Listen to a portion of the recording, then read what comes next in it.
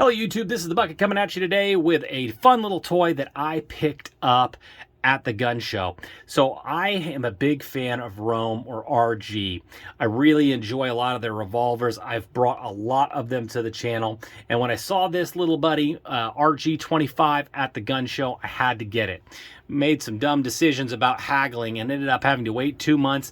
And when the guy came back to the gun show, I didn't haggle this time and just went ahead and paid for it. So this gun was manufactured by a lot of different German companies prior to the Gun Control Act of 1968.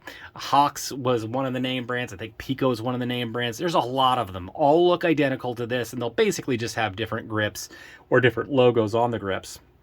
These were Saturday Night Special guns designed for, grandma to put in a purse. They shoot the 25 ACP cartridge. They're striker fired. Basically, just an inexpensive gun that just, for no other option, self-protection. But after the Gun Control Act of 1968, all these different German manufacturers couldn't import them anymore, and RG was one of the few companies that was big enough to bring production to the US so they could still produce these.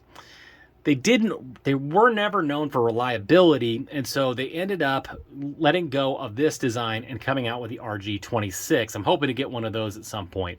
But this is really more to show you what the gun looks like and to show you how to disassemble it for field stripping and maintenance, because I did not have luck with this at the range. It jammed a lot, had a lot of failures to feed, a lot of stovepiping, just a lot of struggles with this particular firearm. So if you want to disassemble this firearm, you're probably going to need something like a dental pick or a screwdriver for like a glasses kit, a glasses maintenance kit.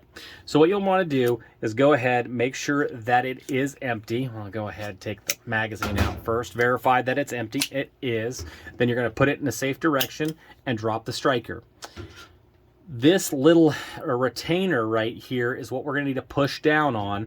And if you just go ahead and push down on it, and then you can just pull the slide up. It's kind of a finicky deal. It's not too hard to do. Now, this retainer will want to fly off, so you want to make sure you have your finger on it. And then it disassembles. It really looks a lot like the Raven P25. And actually, if you look at the mechanism, it's pretty close to the same. It does have rifling in it, which a lot of people are kind of surprised about. Then you're going to have the retainer right here, this retainer pin, and then the striker spring, and then the striker.